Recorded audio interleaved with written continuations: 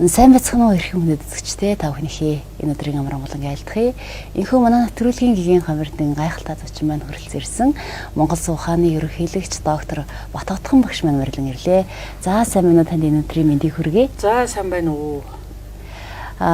Сүүлийн бараг 5-6 жил та маань цэнхэрлэгцээр Монгол тэмтэйгээ уулзах их бодлаа. Энэ хугацаанд номын их үйлд цаг хугацаагаа зориулаад завгүй байв уу? Хэсэг нийгэм рүү хандсан идэвхтэй соёнгийн эрүүлэх ажил хийсэн дараа нь туурхтан руу хандсан соёнгийн эрүүлэх ажлууд хийгээд Монголд битгий гэр орондоо битгий хэл ирж чадахгүй бас туурхтнуудаар явсан. Тэгээд одоо ковид гараад сүүлийн 2 жил нэг сууж яхан ном бүтээл дээр ажиллаа да. Өө ямар гоё юм бэ. Тий. Ер нь нийгэмлүү хандсан гэснээс багшаа манай Монголын залуучуудад та сэтгэл хэрэг өрн явна номоор их цангаад байх шиг номоор их цангаж байгаа юм шиг харагдаг.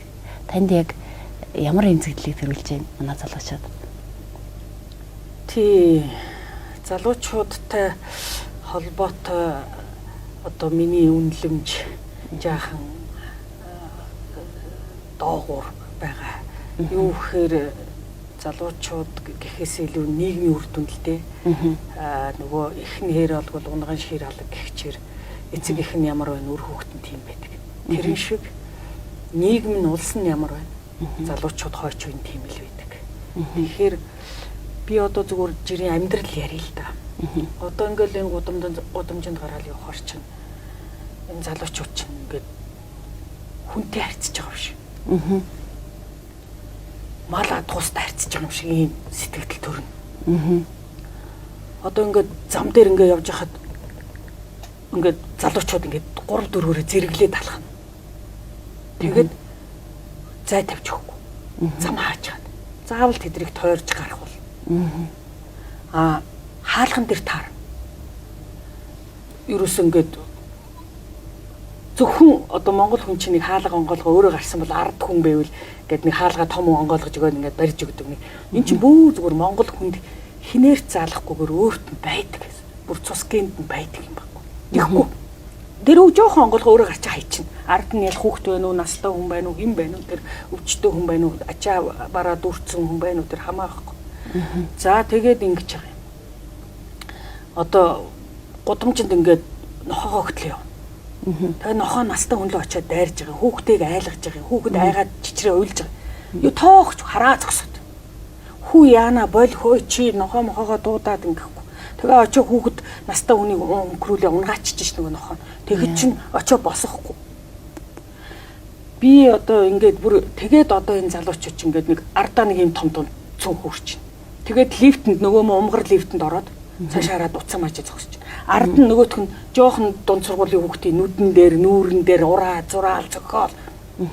Настай хүмүүсийн нүүрэн дээр, мөрөн дээр цохоол ерөөсө тоож байгаа ч юм байна.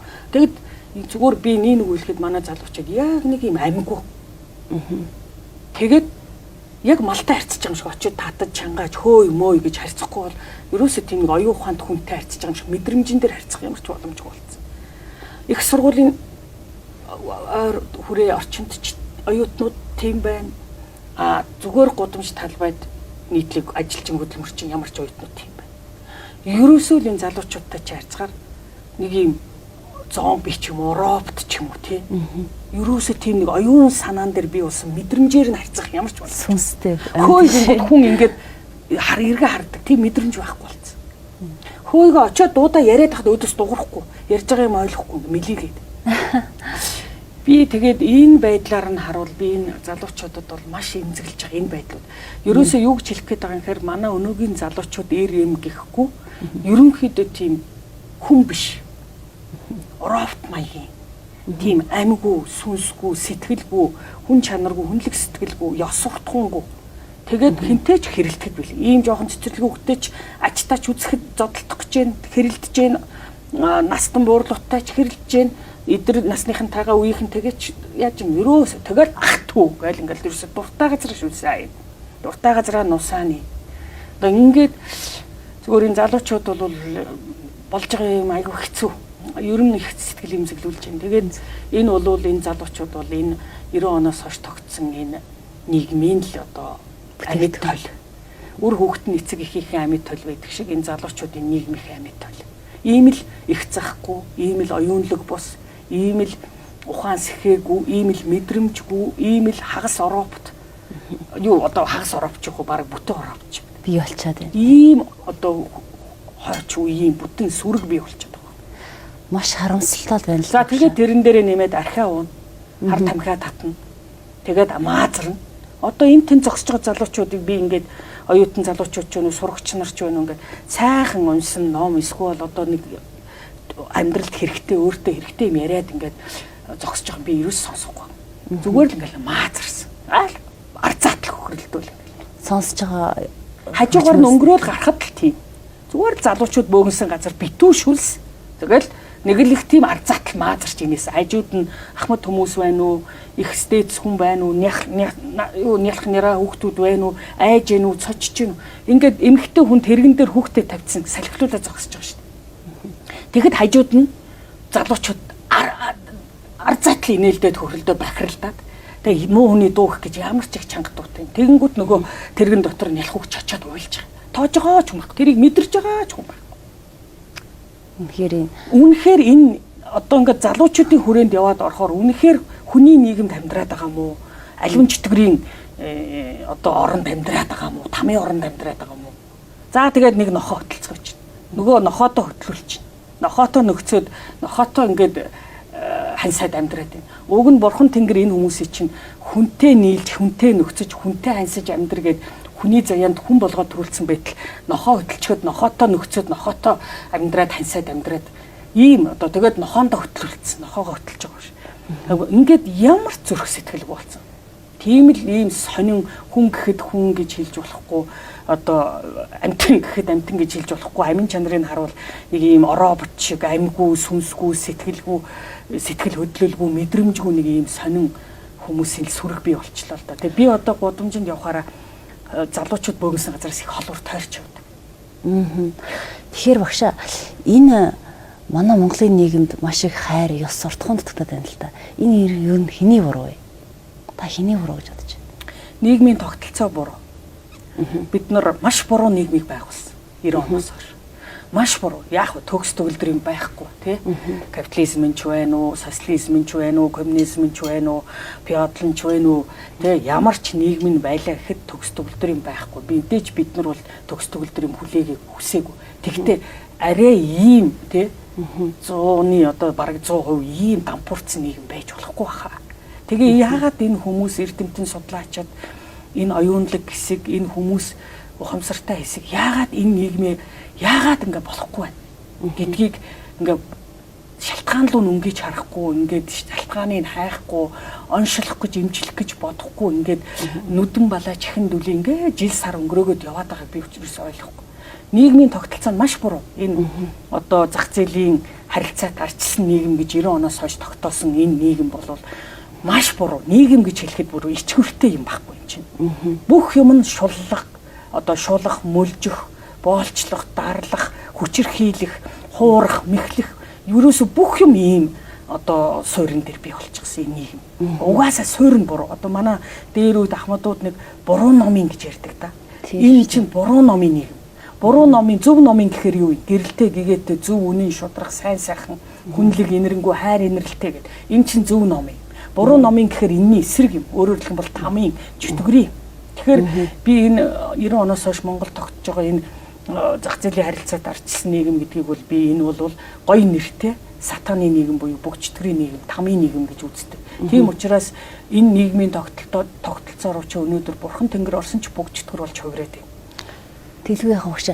Тэгэхээр Монголын энэ тэнгэр заяад ард түмнлөө орж ирж байгаа шашны урсгал нарыг хэтэрхийх орж ирснээс ийм зүйл үүсэж байна уу гэж та ер нь бодож байна. Яг хөө шашны урсгал нөлөөлж байгаа юм байгаа. Тэрийг бас огт нөлөөлөөгүй гэж хэлж болохгүй нөлөөлж байгаа. Тэгвэл шашны урсгал гэхээс илүү нийгмийн тогтолцоо нь буруу. Өөрөөр хэлэх юм бол 92 онд батлагдсан үндсэн хууль тийм сайн хууль биш ээ. Яагаад гэвэл тэр барууны 4-500 жил тогтдсон сатаны нийгэм буюу энэ зах зээлийн харилцаат нийгэм нөгөө эдийн засгийн үйл үзэгт уртгаар удирддаг. Улс төрийн үйл үзэгт уртгаар удирддаг. Мөнгө санхүү харилцаа бүх юмын үйл үзэгт уртгаар удирддаг. Тэгээ тэр үйл үзэгт уртгаар нь хин баахан масон иллюминати еврейчүүдийг утгаар шүү дээ. Тэр масон иллюминати еврейчүүд чинь дэлхийг болчлно л гэдэг төлөвлөгөөтэй юм билээ шүү дээ. Тэгээ энэ шашныг, шинжлэх ухааны онолуудыг тэгээд одоо улс төр нийгэм эдийн засгийн онолуудыг дахиад дээр нь энэ улс арчсан нийгэм хөгжүүлж байгаа улс орон болгоны арчсан хуулийг арчсан одоо үндсэн хууль гэдэг байгаа юмыг бүгдийн зүйл заалт болгоноор нь тэр болчлын бодлогоо далд хэлбэрээр шингээсэн. Тогтолцооны зах зээлийн нийгэм гэдэг чинь л өөрөө хүн өрнөөс гарах аргагүй. Өрнөөс чөлөөлөх аргагүй амьдрдаг нийгэм байна. Ахуйн хувьд, материалын хувьд. Арчсан нийгэм гэдэг чинь хүн ерөөсөө боловсрал мэдлэг гэгээр л олохгүй зүгээр л дураараа ажил тун чөмбөрөж иргэдэг. Тэгээд тэрийг хүний ирэх гэж хаацаалдаг. Ийм л засаггүй, захиргаагүй, хэм хэмжээгүй, ёс суртахуунгүй, хүн чанаргүй, хүнлэггүй. Тэгээ одоо зүгээр л та нар би олон юм яриад яг онол монол бүр болий. Зүгээр амьдралаа л харчих. Энэ улс орныхаа амьдралыг харчих, энэ нийгмийнхээ амьдралыг харчих, энэ өрх гэрүүдийнхээ амьдралыг харчих, энэ эрчүүдээ харчих, энэ залуучууд хүүхдүүдээ харчих, хойч үеэ харчих, энэ боловсролын системээ харчих. Яагаад боловсролын систем энэ тийм яагаад боловсролын яам өнөөдөр энийг хамгийн соргогоор олж хараад хамгийн түрүүнд засах гад боловсролын системээ шинчилж явах, өөрчилж явах хэрэгтэй газар. За бусд нь тэр засгийн газар мазар болий тэр уул уурхай доллар алт руугаа хошгоод үрчгээд тэрнээс өөр юм орлож харахгүй нүдэн болоод чихэндүлий байж болно. Боловсролын яам гэдэг чинь яах гэж байгаа юм? Яагаад 32 жил энэ манай боловсролын тогтолцоогоор дамжаагүй цэцэрлэг дунд сургууль их сургуулиар дамжаагүй нэг ч хүн байхгүй байгаа. Тэгээ яагаад тэр хүмүүс нь өнөөдөр нүдэн дээр нь ингээ альбан чөтгөр шиг авирлаад альбан чөтгөр шиг ааш зан гаргаад ингээд нийгмийг хохироогоод хүмүүсийг хохироогоод өрх гэрээ хохироогоод байгаа. Яагаад энэ дээр боловсролын яамд ажиллаж байгаа мэрэгчлэтнүүд, бодлогын мэрэгчлэтнүүд юу ч хийхгүй байгаа. Сайд нь юу олж харахгүй байгаа. Тийм шүү дээ. Энэ чинь боловсролын яам энэ нийгмийнхээ энэ одоо хүн шиг бүтээгдэхүүн болгож гарах чанартай бүтээгдэхүүн. Өөрөөр хэлэх юм бол 32 жил Монголын боловсролын системээс хүн төрж гараагүй байхгүй. Энэний чинь л улам өрийн. Дээр нь ээж аавууд нь хүүхдтэй гэрийн сургам хүмүүжил гэдэг юм байхгүй.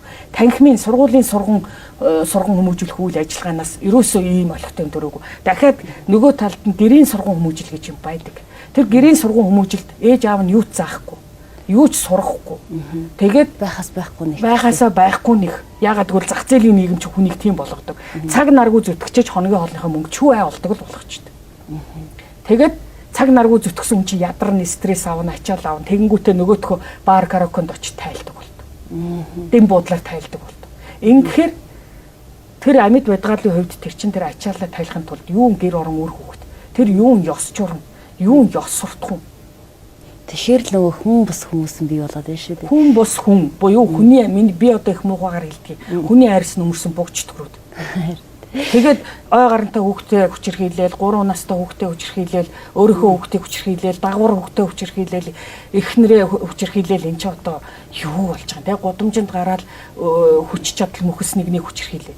Тэгээд төр засах нь юу ярьдаг гэж. Хуулийн ялын бодлогыг чангална л гэдэг юм ярьдаг.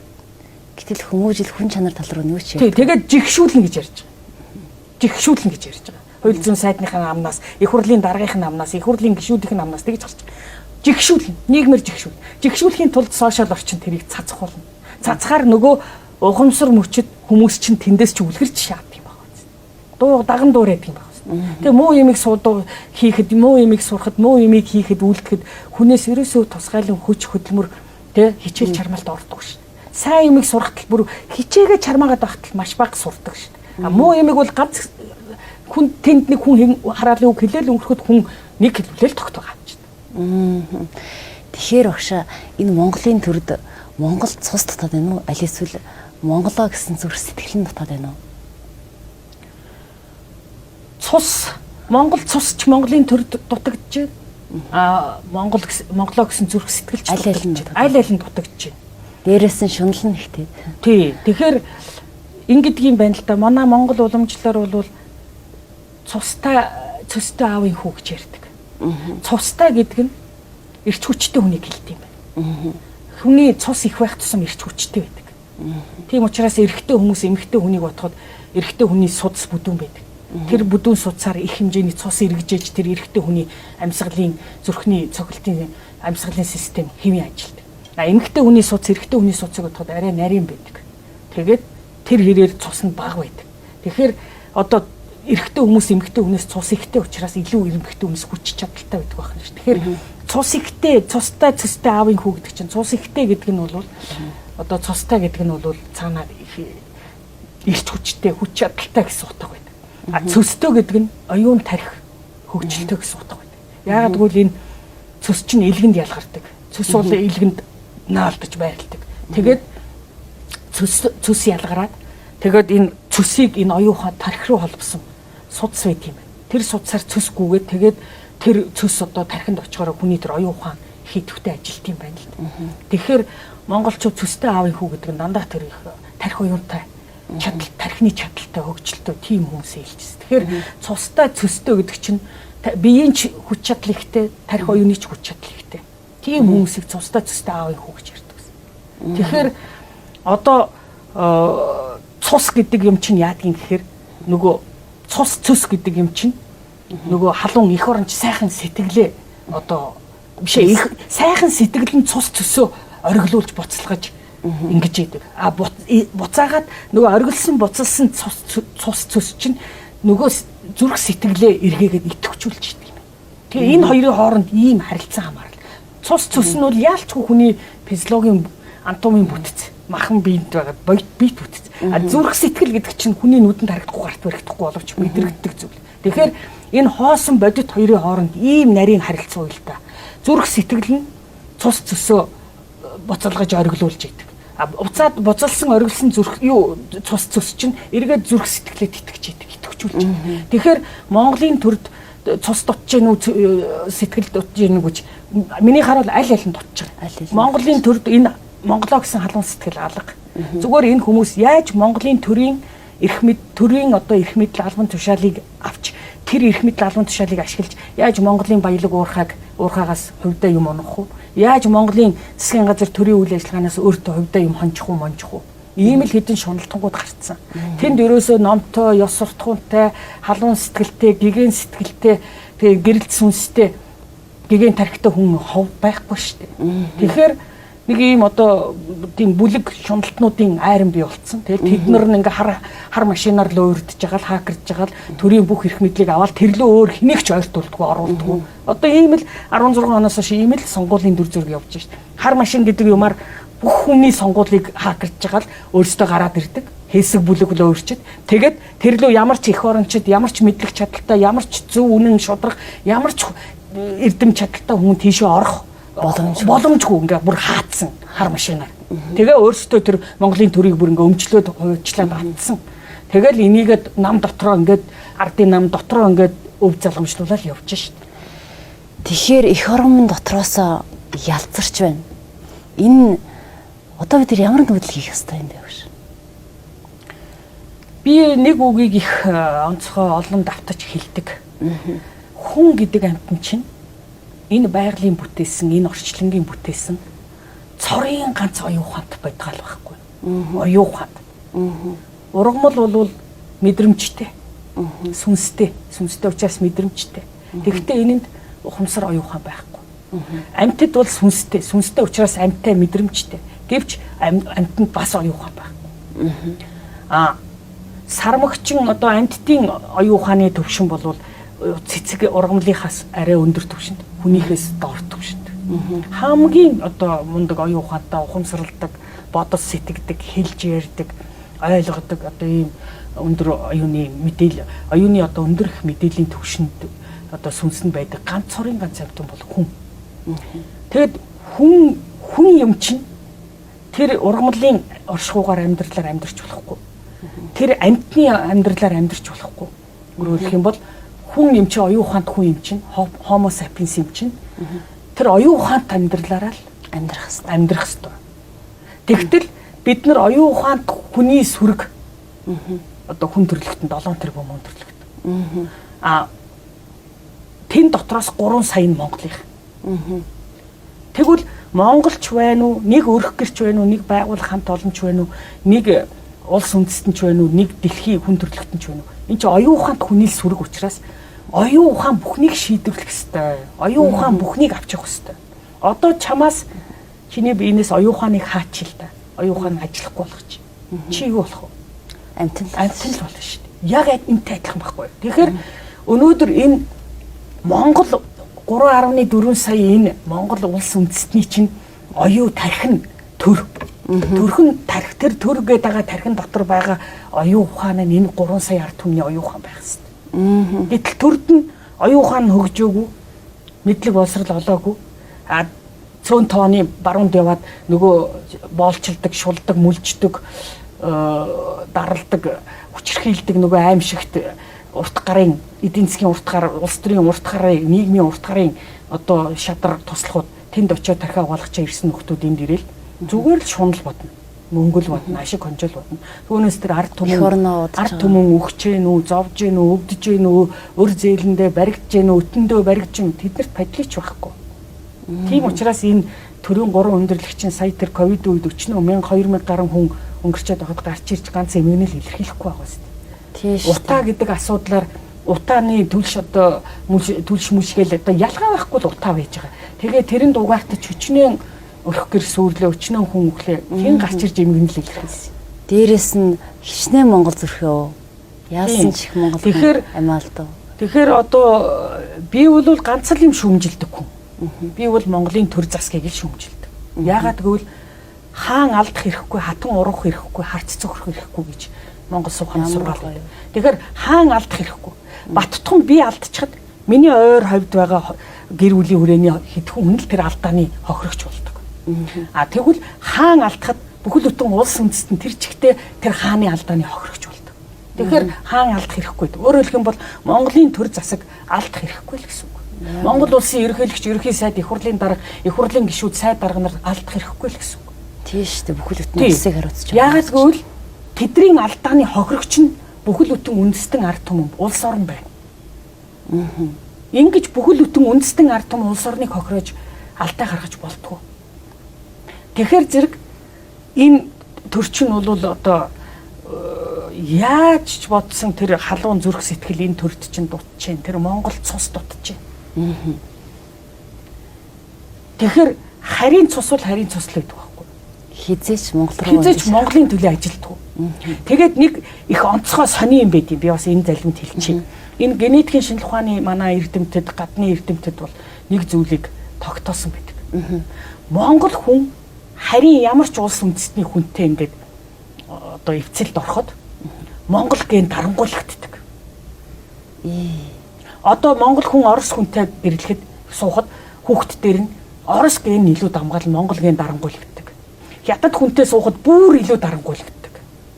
Америк хүнтэй суухад бүр адилхан дарангуйлагдана. Ерөөсөө Монгол хүн харин хүнтэй гэрлэхэд Монгол ген илүү дарангуйлагддаг болохоос Монгол ген дарангуйлж гарч ирдэг юм бэл. Тийм учраас Монголын ирлээс үддэд нөгөө холилдсон цаад цус нь илүү үйлчлээд байдаг.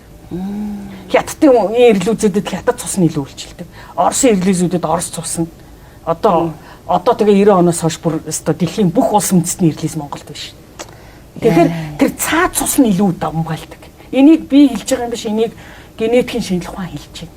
Эрдэмтдийнхэн нотлохоо баталгаа хэлж байна. Тэгэхээр манай Монголын цус яагаад ингэж дарангуйлагдгийг гэхээр Монгол цус чинь өөрөө хөх толгоны цус буюу тэнгэрийн цус. Газрын энэ хүний амь зуулгын төлөө амьдэрсэн хүний цус биш байхгүй. Тэгээ манай монголчууд өнөөдөр энэ хөх толгоныхоо учрыг юусоо мэдэхгүй байгаа. Ойлгоогүй. Яагаад хөх толго бий болсон юм? Анагаах ухааны энэ минг судалдаг эрдэмтэд, энэ арьс судалдаг эрдэмтэд энийг чинь одоо 200-300 жилийн өмнөөс судлаад дүгнэлтээ хийцэн байна. Монголчуудын генд 10,000 жилийн өмнө нэг гений өөрчлөлт болжээ. Тэр гений өөрчлөлтөөс энэ хөх толго үүссэн байна гэж.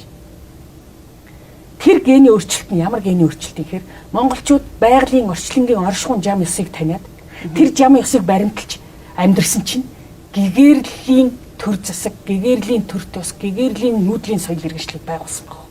Гэгэрлийн их Монгол улсыг байгуулсан байна. Тэгэхээр тэр хөх толго чинь тэр Монголын ард түмэн орчлонгийн байгалийн оршихуун зам ёсонд гэгэрсний илрэл болж илэрхийлэл болж тэр хөх толб генд нь өөрчлөлт болж бичигдээд энэ орчлонгийн оршихуун зам ёс генд нь байгаа хүн шүү гэсэн мэдээлэл байгаа хөөхгүй тэр хөх толб чинь. Тэгээд тэр хөх толб одоо дараа нь монголчуудаар дамжаад дэлхийн бүх улс олон улс үндэстэнд тарсан байна. Тэгээ өнөөдөр тарцсныг хараад Тэр Японд ч байна, Хятад ч байна, тэр Унгарч ч байна, тэр Болгарч хаа сайгүй байна, наадах чи Индиант ч байна.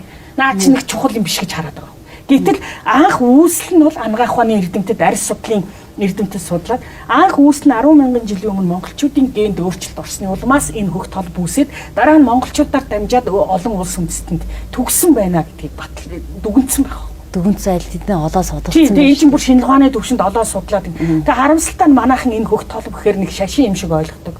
Итгэл бишэр нэг далд хүч юм шиг ойлгодог. Үгүй. Энэ чинь одоо өнөөдөр та нар харал та 90 оноос өмнө монгол хүн ямар хүнлэг инэрэнгүй байлаа. Монголчууд ийг өр нэмхэн гэж хэлдэг. Өр нэмхэн гэдэг чинь хүний сүнсний гэрлэх гэсэн үг. Өр гэдэг чинь өр зүрх өр гэдэг чинь энэ сүнсийг хэлдэг байхгүй. Түүнээс энэ махан зүрхийг хэлдэг. Өр зүрх гэдэг хүн чэйжргүй заадаг, аюулхаараа заадаг. Энэ аюулхай дээр чинь сүнс байдаг. Сүнс гэдэг чинь тэнгэрийн гэрлийн, одны гэрлийн энерги байдаг. Энерги. Тэгэхээр гэрлийн энерги байдаг. Тэгэхээр одоо тэр сүнсэнд нь гэрлийн энерги их хүн болвол бусдыг хайрлах, инрэх, нэмжих, уучлах, өршөөх тэр уян зөөлөн нэмжин сэтгэл ихтэй байдаг. Тэгээд монголчууд өр нэмгэн гэдэг чинь их өрөвч зөөлөн хүмүүсээ л гэсэн үг байна. Тэглгүй яг уу. Тэгсэн чинь одоо энэ 90 оноос хойш энэ муухай нийгэм тогтсноос хойш монголчууд хөгшин залуугүй ирэмгүй яаж муухай харалж байна, яаж муухай хатуурж байна, яаж муухай хүн чанаргүй болж байна, харгас болж байна. Одоо тэгэл ерөөсөө нэгэн дээрээ халуун ус цутгах юу ч болсон байна, халуун юм цутгах юу ч болсон байна, нэгнийгээ хүчрхийлэх нь ялхсыгаа барьж хүчрхийлэх энэ чи зүгээр ерөөсөө буух чөтгөрөөс ч бараг гарахгүй үйлдэлүүд одоо гараад байна шүү дээ. Яагаад 32 жилийн дотор ийм амар хатуу харгас болчихвоо? Нөгөө өр нэмгэн муугийн ос биш Монголын ос гэж үг байдаг ш. Энд чи юу вэ? Тайр одоо чи хоёр өстө бинээ үзэхгүй болтлоо хоёлоо муудцсан байл л да. Тэгсэн ч гудман таарахад инээгээд бинийхээ сайн мууг асуугаарай. Мэндийг мэдэрээ. Энд чинь ийм уучлалт өршөөнтгөө ийм нэмжин зүйл. Хичнээн бинээ үзэхгүй болтлоо муудсан ч гэсэн энэ тэн таарахад бинийхээ чи сайн уу би сайн. Чи миний яаж явна би ингэж яв. Тэгэд одоо танихгүй юм шиг өнгөрөн шүү. Тийм сайхан цайлган цагаан сэтгэлтэй авах юм шүү дээ. Тийм шүү дээ. Тэгэхээр би хэлээд байна. Тэр орчлонгийн байгалийн оршихуун жам ёс гэдэг чинь гэрэл юм аа. Тэр гэрлийг таниад, тэр гэрлийн хууль онолоор төрт ёсоо байгуулад, тэр гэрлийн хууль онолоор байгуулагдсан төрт ёс нь нүүдлийн соёл болж амьдралд хэвшээд, тэгээд тэр нүүдлийн соёл дотор тэгж одоо олон үеэрээ ингээд амьдрцсан энэ монголчууд чинь тэрэн зам болоо суудсан байсан. Зам болоо суудсан байсан. Харамсалтай нь энэ занг бол 32 жилийн дотор маш хурдтай баллуурдж байна л. Тэгэхээр багшаа та бол Монгол суух хааныг судалдаг, Монголынхоо төлөө маш олон гайхалтай зүйлийг хийж байгаа хүн шүү дээ. Тэгэхээр монголчууд мань одоо өнөө цаг үед нөгөө монгол хүнийхээ мөн чанарыг сайхан зүйлсийг мартаж эхэлсэн юм шиг. Та тэгэхээр тэр сайхан монгол хүний тэр сайхан мөн чанаруудаас нь уг нэг мөн чанар цуснд нь байдаг тэр сайхан мөн чанаруудаас нь дуртаж өгш. Мартахаар барахгүй бүр гээж эхэлсэн. Гээс хайсан. Бүр зориудаар. Энийг ярьдаг хүнгүй, энийг тоодог хүнгүй, энийг хэрэгсдэг хүнгүй, энийг заадаг хүнгүй, энийг хойч үе залуучуудаа дамжуулдаг, өвлүүлдэг хүнгүй болсон. Гэр бүлийн хүрээндч, нийгмийн хүрээндч. Тэгэхээр эн чинь асар хурдтай мартагдж байна, асар хурдтай гээгдэж байна. Би бүр гайхаад идэв. Хаана гээч вэ? Ерөөсөө сайхан сэтгэлээ. Хаана гээч үхээр өнгө мөнгөний дор гээцсэн. Хизээ гээч үхээр 90 оноос хойш гээцсэн. Тэгэхээр одоо ингээд энэ үндэснийхээ уламжилт энэ эрдэм ухаан энэ ёс санслимыг судлаа явж хахад нэг ийм юм гарч ирдэг. Монгол хүн бусад хүнээс юугаар ялгаатай? Бусад үндэстэн ард түмнээс юугаар ялгаатай юм бэ? Тэгээ би энийг их хайсан л да. Ер нь юугаар ялгаатай?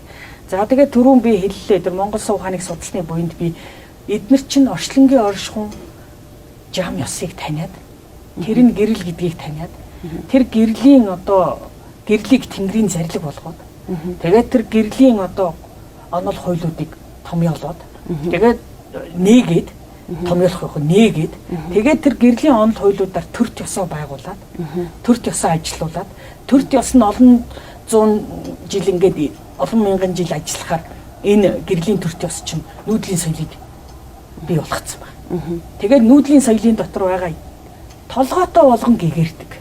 Толгойтой болгон бурхан тэнгэр шиг хүн болж хүмүүждэг.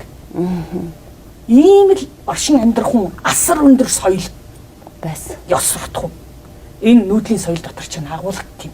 Энэ Монгол соёл дотор чинь тээгдэж идэв юм. Гараалдаг хэрдэг Гэтэл одоо бид нар бол энэ дэлхийдээ хөл нийлэх гэж байна гэдэг одоо сүүлийн 400 500 жил гэж одоо арай хэлэх нь юу вэ? Шинжлэх ухаан үүснээс хойш 500 жил. Тэгэхдээ яг яг энэ шинжлэх ухааныг өөрсдийн хүртэл болгож авч хүртэж эхэлсэн нь бол сүүлийн 100 жил болж байна. Тэгээд одоо шинжлэх ухааны юм суралгуул яах вэ? Хүний бусдын бүтээсэн сайн сайхныг авалгуул яах вэ? Дэвшлгүүл яах вэ? Тэгэхдээ ягаад өөрсдийнхөө бүтээсэн сайн сайхныг гიშгэлээд байгаа юм? Гээгээд байгаа юм, хаяад байгаа юм. Хүнийхийг авчуулна. Өөрийнхөөгөө ав. Хамтруулаад юу. Тэгтэл өөрийнхөө сайн сайхан болгоныг уул болгож гიშгчгээд байхгүй жийж хайчихад хүний юмыг сайнтай муутай авч хэрэглээд байгаа. Ямар ч шүүлт байх.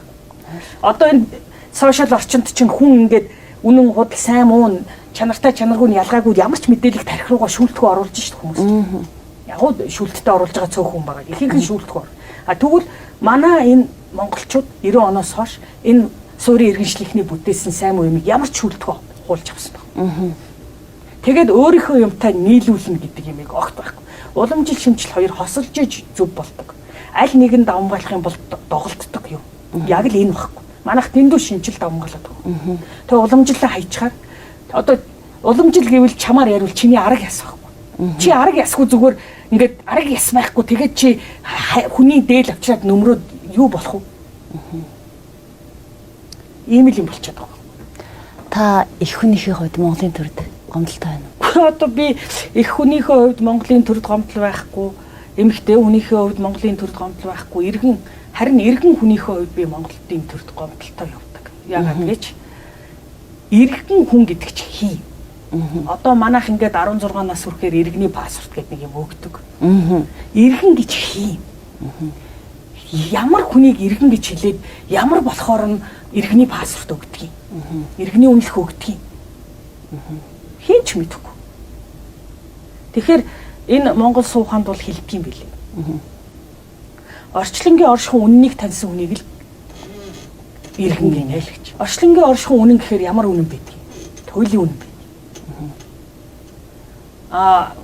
Шинжлэх ухаан энэ бусад юм чинь шашин машин чинь бүгдээрээ л туйлын үнэн байхгүй харьцангуй үнэн байгаа л гэдэг. Харьцангуй үнэн. Харьцангуй үнэн бол яг одоо үнэн. Тэгэл хэдхэн секундын дараагаас юм уу хэдхэн цагийн дараагаас хэдэн өдрийн дараагаас худлаа орчиж байгаа. Яг л одоо энэ агшинт үнэн. Бусад агшинт худлаа юмыг харьцангуй үнэн гэж. Тэгвэл энэ харьцангуй үннийг хөөгөөд ахаар хүн хизээж гэгэрдэг юм байна. Яг тэр л агшиндаа үнэн дараагийн агшинт худлаа болчихор чинь ерөөсөө үнэн гэж юм байхгүй. Тэгэл хүн ийм хамилион. Одоо яг инээгээл долоорчихгүй дараагийн агшинд харааж байна. Урваалын урууч маргааш бүр ирээд ална. Одоо магтчил байна. Тэгэл одоо сайхан биенээ харилцаад гүйжил байна. Нэг жоохон сэтгэлд нь таагүй юм гарчвал хаяа гүйч. Салаа явчих. Бүр өгтөө өнчрүүлчих ингээд. Тэгэхээр энэ одоо харьцангуй үнэнг баримтлаад ахаар хүн үнэн байх, ёс суртахуун тогтох боломж байдаг. Гэтэл ёс суртахуун ч гэдэг юм уу, их орон сэтгэлч гэдэг юм уу, үнэн шудраг байдал гэдэг чинь туйлын үнэн сэтгэхгүй мэдлэг ухамсар дээр тийм мэдрэмжэн дээр бий болт юм байна.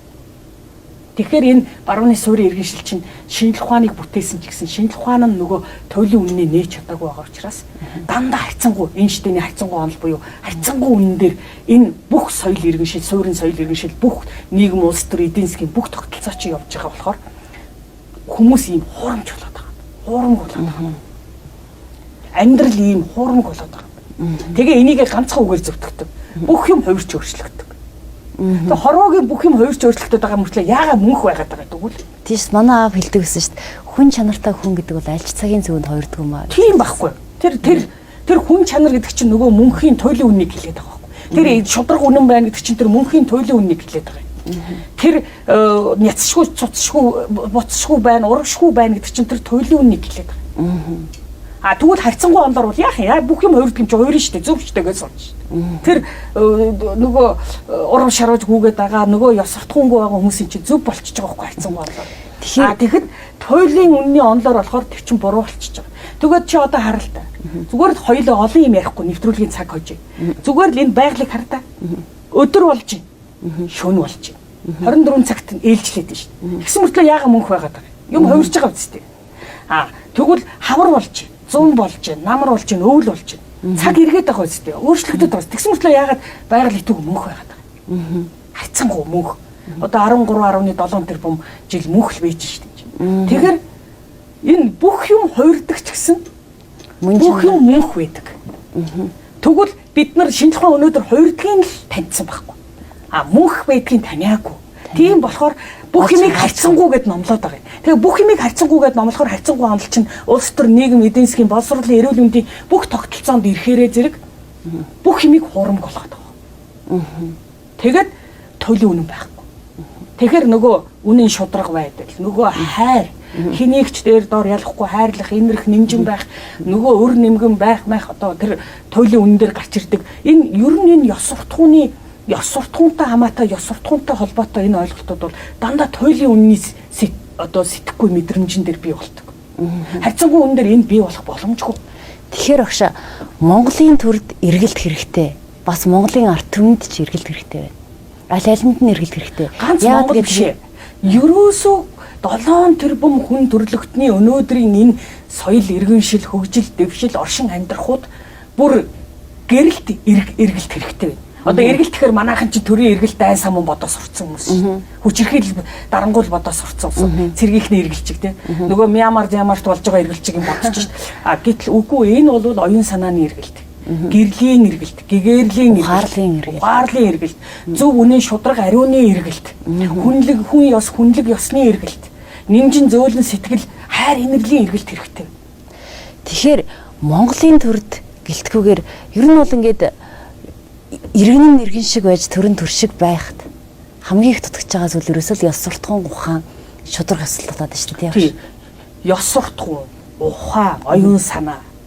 За эхлээд тарих оюун санаа өндөр хүчтэй байх хэрэгтэй. Тэрнийхээ хэмжээгээр одоо орчлонгийн оршихуун туйлын үнэн, байгалийн оршихуун туйлын үннийг таньж чадна. Тэр туйлын үннийг таниад ирэхээр бүх юмыг туйлын үнний түвшинд шийдвэрлээд ирнэ. Улс төр, эдийн засаг, нийгэм бүх юм оршин амьдрах хөгжилт. Ингээд ирэхээр бүх юмд ёс суртахуун бий болоод ирнэ. Аанда бий болно. Тэгээд аяанда тэр одоо хайр, инэрл, нэмжин сэтгэл гэдэг юм чинь ёс суртахуун дээр дөрөөлөг гараад ирнэ. Тэгээ өнөөдөр энийг оншилж мэдэхгүй. Энийг оншилж мэдэхгүй. Учрыг тогтоож мэдэхгүй. Тэгээд ингээд яаж сайжруулах вэ гэж баахан хурал хийгээл, баахан хилцүүлэг хийгээл, баахан телевизийн нэвтрүүлэг хийгээл, сошиалд баахан юм бичээл гэдэг. Өнөөс нь яах юм оншин олдохгүй юм чинь. Асуудлыг үүсгэж байгаа шалтгаан нь олдохгүй гэсэн үг. Тэгэхээр яаж энийг эмчлэх юм? Хүн чи боддоо одоо хэнийгч дээр доор ялахгүй хайрлна гэдэг чинь тийм хүнээс амар гарчдаг юм уу? Дээр нь тэр урамшгүй, няцшгүй байна гэдэг чинь бат журамтай байх, чигч байхыг хэлж, хувиршгүй байхыг хэлж. Дахиад дээр нь тэр үнэн байна, шудраг байна гэдэг чинь бас тэр, ёс суртахуунтай байна гэдэг чинь бас тэр.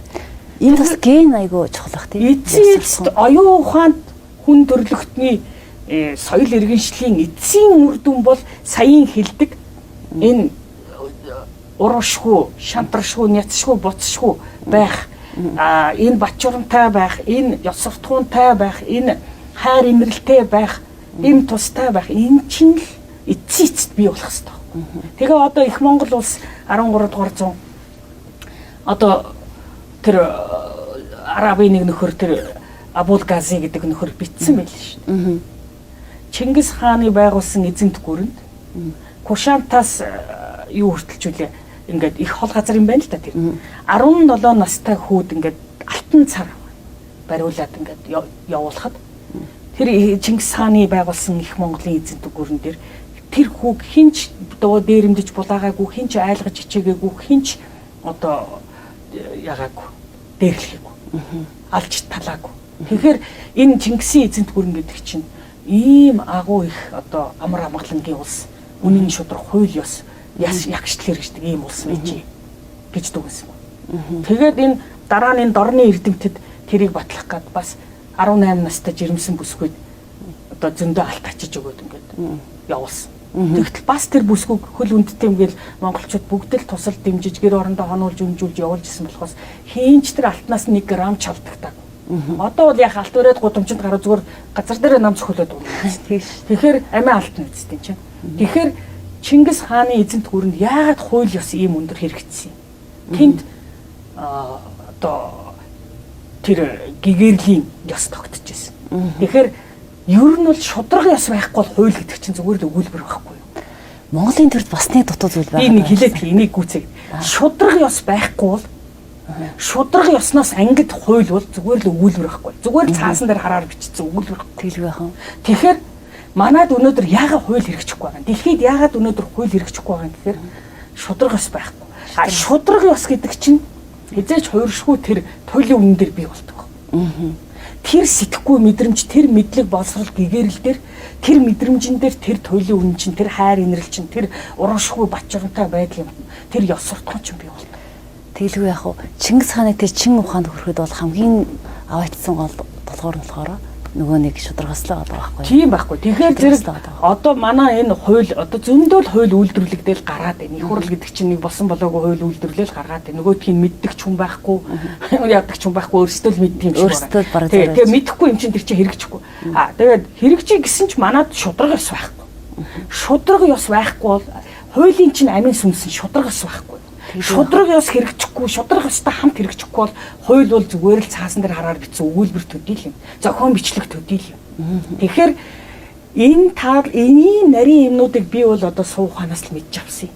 Тэгээ өнөөдрийн суурин иргэншлийн одоо бий болгосон шинжлэх ухааны хүрээнд номлоод байгаа улс төр нийгэм эдийн засгийн энэ онолуудыг юу нь хаанаа тоглолтоод байгаа юм? Юу нь болохгүй байгаа юм? Яагаад амьдралд хэрэгжихгүй байгаа юм? Яагаад бидний амьдралыг сайхан болгохгүй байгаа юм? Ийм одоо шалтгаануудыг хайж судалж яваа. Тэгээд энэ суу ухаантайгаа харьцуулаад судлахаар энэ манай өвгдийн дотор шинжлэх ухааны энэ дутагдaltaй талууд ил гараад ирдээ. Тэгэхээр одоо хүмүүс одоо сүүлийн үед намайг тэр энэ ярилцлаганд их ураад байгаа нь тэр л дээ. Ерөөсөө нөө суу ухаан, шинжлэх ухаан хоёрыг ингээ харьцуулаад судлахаар суу ухаан чи өөрөө төлөв үннийг таньсан учраас энд бүх юм төгс шийдэгдсэн байна шүү дээ. Онлайн түвшинд. А энэ нь болохоор судлал мэдээ таниад явж байгаа төлөв үнээ таниагүй байгаа. Тэр төвшөндөө арай хүрээгүй байгаа. Тийм болохоор шинжлэх ухааны юмнууд манай суу ухааны юмнуудын хажууд ингээд хүчин чадал нь өрөхгүй. Тийм шүү дээ. Манай өвөг дээдэс чинь бүр хэдэн мянган жилийн өмнө ингээд судалсан байхгүй.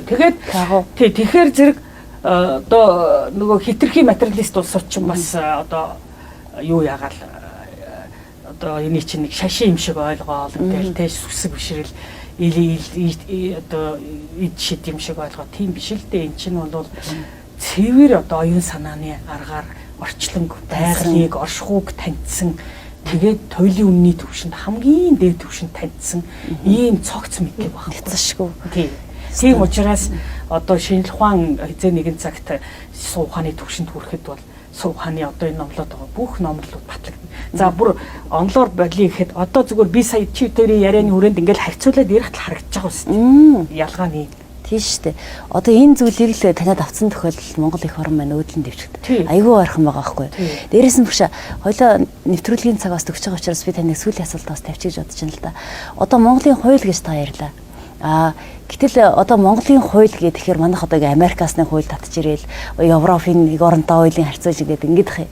Гэтэл Монголын төрд Монголын төрд Монголын хууль татаад байгаа байхгүй. Жишээлбэл Чингис хааны хуулиудаас татаад байна тий. Яагаад бид тэр их засгийн хууль байгаад хахад бид хаа хамаагүй монголчуудад одоо таарч тохирохгүй тийм хуулийг авчир тавиад идэм бэ. Та энэ дээр ер нь ямар бодолтой байдаг вэ? Яг нь ер нь энийг бол нэг хоёр чигээр хариулах хэрэгтэй юм байна. Зүгээр үнэхээр Монгол хүн гэдэг чинь цус ген, удам угсаа, ёс заншил, ертөнцийг үзэх үзэл, ертөнцийг үзэх үзэл дээр бий болсон сэтгэхүйн онцлог. Ингээд олон юмараа тэгээд оршин амьдрах олон юмараа одоо суурин иргэншлийнхнээс ялгаатай байхгүй юу? Яг нь суурин иргэншил шилжээд нэгэд 100 гаруй жил болж байгаа ч гэсэн энэ бол мах цуснаас нь арилтал бас дахиад нэг хэдэн зуун жил хэрэгтэй байхгүй юу? Тэгэхээр одоо яг хүний имийг аваад хэрглэж болно. Би тэрийг огт үгүйсэхгүй. Өөрсдөө сэтгэж бодож өөрсдөө шинээр үйлдвэрлэн бүтээж одоо ашиглаж чадахгүй бол хүнээс хуулах шиг сайхан бас байдгүй л байхгүй юу. Тий. Тэгээ хуулахтаа бол ухаантай хуулах хэрэгтэй байна. Өөрсдийнхөө нөхцөлд байдалд тааруулж хуулах хэрэгтэй байхгүй. Тэгэхгүй манайхан ч авчираа тэр чигээр нийцээд байгаа байхгүй. Нэгдүгээрт.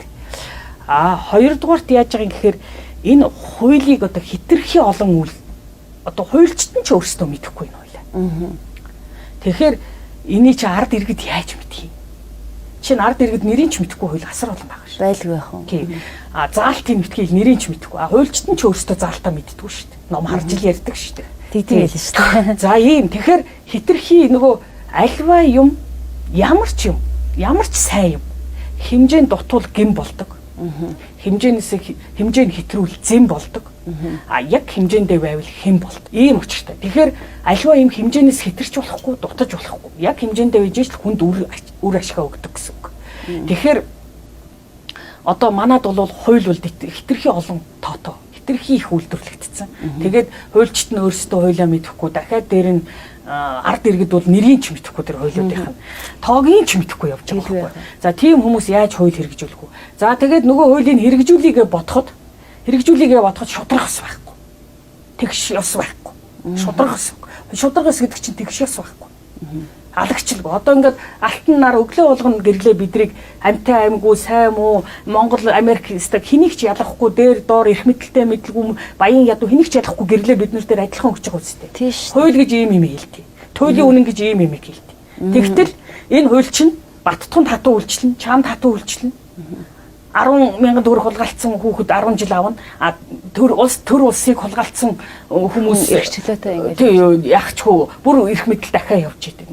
Төрийн хүртэл хакердад лойрдод авсан хүмүүс ерөнхийлөгчд их хурлын дарга гишүүн суугаад ингээд байж байгаа. Одоо хүртэл. Тэгэхээр энэ шудраг ёс байхгүй бол энэ олон хууль чинь зүгээр зохион бичлэгээ, зүгээр өгүүлбэрээ.